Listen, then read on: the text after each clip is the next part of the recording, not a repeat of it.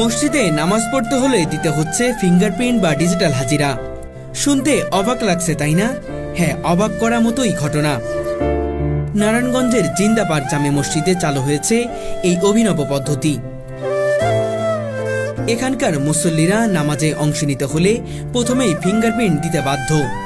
মূলত জিন্দাপাড়কে কর্মরত কর্মকর্তা কর্মচারী ও শিক্ষার্থীদের জন্যই নামাজকে বাধ্যতামূলক করা হয়েছে।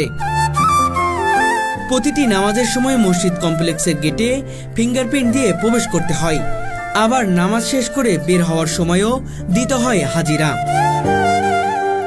মাস শেষে বেতন দেওয়ার সময় যদি কোনো কর্মচারীর নামাজের উপস্থিতি না মেলে তবে তার জন্য থাকে জরিমানা ও শাস্তির বিধান।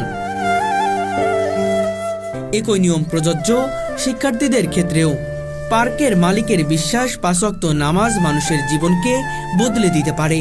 সেই বিশ্বাস থেকেই তিনি নামাজের প্রতি অনুরাগ ও শৃঙ্খলা আনতে এই ডিজিটাল হাজিরা ব্যবস্থা চালু করেছেন। মুসলিমদের জন্য 5 ওয়াক্ত নামাজ পড়া ফরজ। সেক্ষেত্রে আপনার নিজের জন্য ফরজ, আপনার অধীনস্থ যারা তাদের জন্যও কি ফরজ। সেক্ষেত্রে এখানের যে এই প্রতিষ্ঠানের যে মালিক আর এখানে যারা চাকরি করে সবাই তো তার অধীনস্থ। এজন্য যে প্রতিষ্ঠানের মালিক যেহেতু মুসলিম, তার উপরেও নামাজ পড়া ফরজ, তার অধীনস্থ যারা তাদের উপরেও কি নামাজ পড়া ফরজ।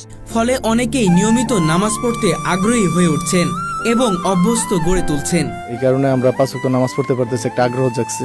বিশেষ করে ফজরের নামাজটা পড়লে পরে আরো 4 ওয়াক্ত নামাজ পড়ার আগ্রহতা জাগে। আমি এদিক সেদিক ঘুরেফেরা করলেও রাত্রে 10টায় বাসায় গেল আমি এশারের নামাজ পড়ি। শুধু নিয়ম নয়, মসজিদের সৌন্দর্য দর্শনার্থীদের মুগ্ধ করে। ইট ও কাঠ দিয়ে নির্মিত এই মসজিদে প্রাকৃতিক আলোর ব্যবস্থা এমনভাবে রাখা হয়েছে যে অতিরিক্ত আলো প্রায় লাগেই না। ভেতরের কারুকাজ ও নকশা মসজিদকে করেছে অনন্য। পরিচ্ছন্ন পরিবেশ ও মনোমুগ্ধকর স্থাপত্যশৈলীর কারণে দেশ বিদেশের অনেক দর্শনার্থীরাও এখানে ভিড় জমান। মসজিদের আশপাশ জুড়ে রয়েছে ঘন সবুজ গাছপালা, যা প্রাকৃতিকভাবে মসজিদকে শীতল রাখে। ফলে মসজিদে এসির কোনো প্রয়োজনই পড়ে না। প্রাকৃতিক এই পরিবেশ মসজিদের সৌন্দর্যকে আরো বাড়িয়ে দিয়েছে। সব মিলিয়ে বলা চলে, জিন্দা পার্কের এই মসজিদটি আধুনিক যুগের জন্য এক অনন্য দৃষ্টান্ত বা মডেল। মসজিদের ইমাম সাহেব জানিয়েছেন, নামাজের প্রতি ভালোবাসা ও শৃঙ্খলা তৈরি করতেই এই পদ্ধতি নেওয়া হয়েছে। একটা মানুষ যখন প্রথম নতুন কোনো ইবাদত শুরু করে তখন সেটা লোক দেখানো হয়ে যায়, সে চাইলেও সে ফিরাতে পারে না।